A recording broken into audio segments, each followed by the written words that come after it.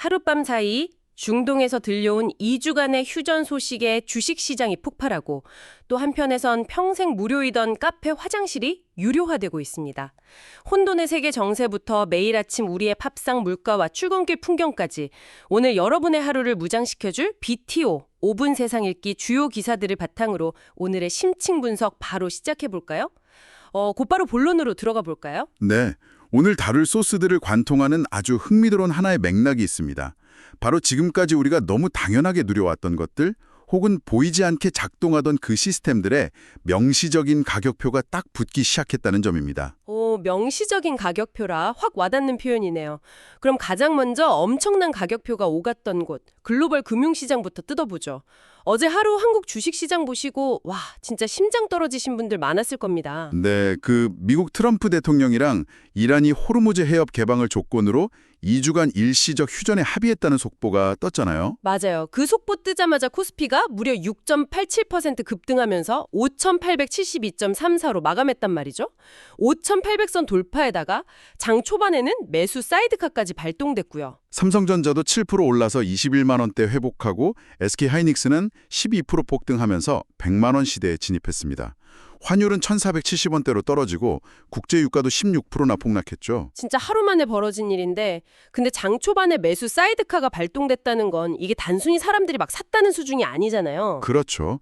여기서 우리가 주목할 건 단순히 올랐다가가 아니라 어떻게 올랐느냐거든요.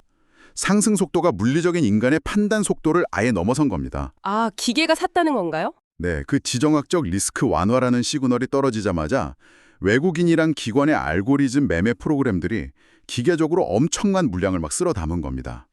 그러니까 이게 약간 눈을 가리고 의자 뺏기 게임을 하는 기분이랄까요?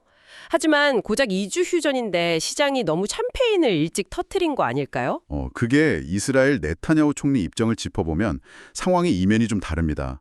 이스라엘이 이란 본토 공격은 중단하겠다고 했지만 하지만 레바논의 헤즈볼라랑 계속 싸우겠다 이거죠. 네, 아주 못을 박았습니다. 즉, 이게 진정한 평화가 아니라 대리전으로 불씨가 그냥 옮겨간 반쪽짜리 평화라는 거죠. 와, 그러니까 시장의 알고리즘은 그 이란 본토 공격 중단이라는 키워드만 읽고 무지성 매수 버튼을 누른 거네요. 맞습니다. 단기적 호재에 휩쓸린 거죠. 그래서 하락장에 베팅했던 개인 투자자분들, 일명 곧버스 상품에 일주일간 4,300억 원을 쏟아부었는데 하루 만에 16%가 폭락하면서 막대한 손실을 입으셨습니다. 이런 극단적 베팅이 얼마나 위험한지 뼈저리게 보여주는 사례입니다. 진짜 믹서기 안에서 고무공이 어디로 튈지 예측하려는 것만큼 무모하네요. 자, 그럼 이 믹서기에 스위치를 준 인물, 트럼프 대통령의 외교 체스판을 좀 볼까요? 다음 목적지가 한반도라는 얘기가 돌고 있다고요? 네, 놀랍게도 불똥이 한반도로 튈 조짐을 보이고 있습니다. 트럼프 핵심 측근인 프레드 플라이츠 부소장이 올가을 북미 정상회담 개최 가능성을 아주 높게 전망했거든요. 아산 플래넘 기자회견에서 나온 얘기죠. 빅터차 CSIS 석좌 역시 김정은 위원장이랑 만날 확률을 50% 이상으로 예측했고요. 네, 게다가 5월에 예정된 미중 정상회담, 즉 시진핑 주석과의 만남이 이 북미 협상의 중대한 분수령이 될 거라는 분석이 지배적입니다. 아니 근데 전문가님 저는 진짜 이해가 안 가는 게요. 지금 중동에 우크라이나까지 산적한 문제가 한둘이 아니잖아요. 북한까지 신경 쓸 여력이 있을까요? 상식적으로는 좀 무리 같아 보이죠? 네, 마치 불난 공장 2개 놔두고 갑자기 세 번째 신제품 출시하겠다는 CEO처럼 보인단 말이죠. 하하, 비유가 아주 정확한데요. 근데 이게 전형적인 트럼프식 톱다운 전략입니다. 복잡한 문제를 뒤로 하고 정상 간의 만남을 통해서 극적인 외교적 성과를 과시하려는 의도인 거죠. 아, 시선을 확 분산시키는 정치적인 쇼 같은 거군요. 바로 그겁니다. 더 중요한 맥락은 트럼프가 평소 동맹국 기여에 불만이 많잖아요. 근데 한국은 중동 에너지 의존도가 높고 미국이 방금 호르무즈 해협을 열어줬단 말이죠. 설마 그 대가를 우리한테 청구하려는 건가요? 네, 안보랑 에너지를 지켜줬으니 향후 엄청난 방위비 분담금 인상이나 중동 지역 작전 지원을 압박할 명분이 아주 강력하게 생기는 거죠. 청구서가 날아올 수 있다는 걸 청취자분들도 꼭 인지하셔야 합니다. 와, 2주짜리 중동 휴전이 결국 우리 방위비 예산이라는 장부로 연결된다는 게 진짜 소름 돋습니다. 자, 그럼 거대 담론은 여기까지 하고요. 당장 우리 장바구니 물가나 기업 수익은 어떨까요? 코스피 상승을 이끈 반도체 시장 상황부터 보죠. 네, 지금 반도체 시장 내에 아주 묘한 모순, 즉 역설적인 공급 부족 현상이 일어나고 있습니다. 디램 공급 부족이 엄청 심화됐다면서요. 1분기에 가격이 무려 75에서 80% 폭등했는데 2분기에도 최대 50% 추가 상승이 예고됐더라고요. 맞습니다. 근데 흥미로운 특이점이 하나 있어요. 지금 상승을 주도하는 게 최첨단 고용량 제품이 아니라 구형 범용 제품이라는 겁니다. 그러니까 DDR4 4기가나 심지어 DDR3, DDR2 같은 거요. 이게 한 달 새 최대 40% 이상 폭등했다는데 이거 제조사들이 담합한 거 아니에요? 의도적인 담합이라기보다는요.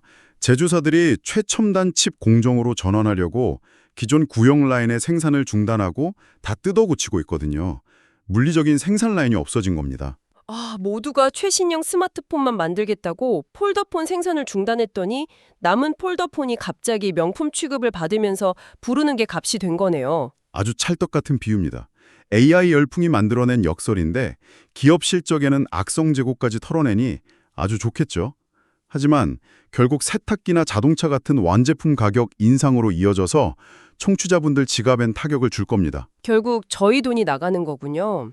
그래도 물가 얘기가 나온 김에 위안이 되는 소식도 전해드려야죠.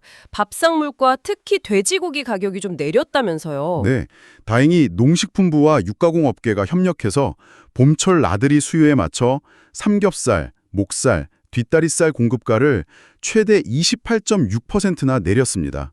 뒷다리살은 무려 750톤이 파격 할인가로 풀렸고요. 28%면 진짜 큰 폭인데 이게 어떻게 갑자기 이렇게 떨어질 수 있었던 건가요? 정부가 현장 점검을 세게 돌면서 가격 담합이나 고의로 재고를 창고에 쌓아두는 행위를 아주 강력하게 근절시킨 결과입니다. 듣고 보니 좀 씁쓸하기도 하네요. 마음 먹고 단속하니까 단숨에 28%를 뺄 수 있다는 건 애초에 그만큼 거품이 끼어 있었다는 거잖아요. 냉정하게 평가하셨네요. 고물가 시대의 가뭄의 단비긴 한데 이게 단순한 일회성 이벤트가 아니라 복잡한 유통구조를 투명하게 바꾸는 시스템 혁신으로 이어지지 않으면 언제든 다시 오를 수 있습니다. 고기 창고 문을 억지로 연 거니까 다시 닫히면 끝이라는 거네요.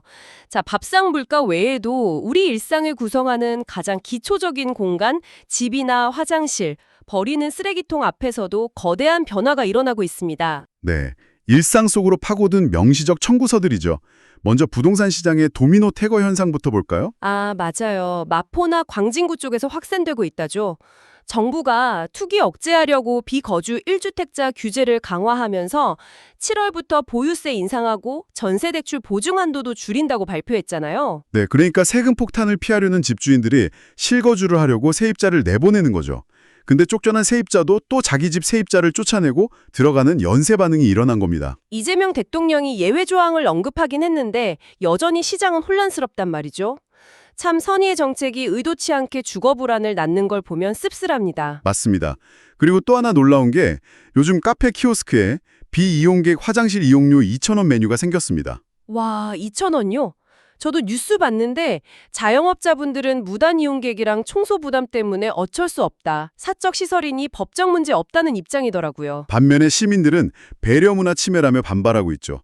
공공의 배려로 여겨지던 편의가 이제는 명확하게 사유재산권 청구로 바뀌는 인식의 전환입니다. 네, 집에서 쫓겨나고 화장실 가는데 돈 내고 그리고 쓰레기가 기름이 되는 기술, 폐플라스틱 열분해 기술 얘기도 있죠. 산소 없이 400도 이상으로 가열해서 액체 열분해 유, 나프타를 만드는 이른바 도시유전 기술이요. 맞습니다. 여러 재질이나 오염된 플라스틱도 처리 가능한 혁신 기술인데 문제는 아직 생산량이 국내 수요의 3일치에 불과하다는 겁니다. 결국 이 훌륭한 기술을 완성하는 건 청취자 개개인의 철저한 분리배출이라는 기초적인 시민의식이거든요. 순도를 못 맞추면 공정이 아예 멈춰버립니다.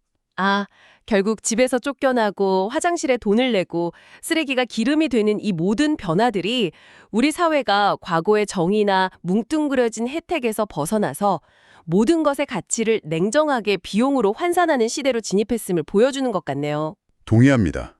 화장실 유료화나 플라스틱 재활용이나 결국 시스템 이면의 진짜 비용이 우리 앞마당으로 청구되고 있는 거죠. 네, 중동의 짧은 휴전이 만든 증시 폭등부터 반도체 시장의 역설, 밥상 물가, 그리고 우리의 주거 환경과 화장실 문화의 변화까지 훑어봤는데요.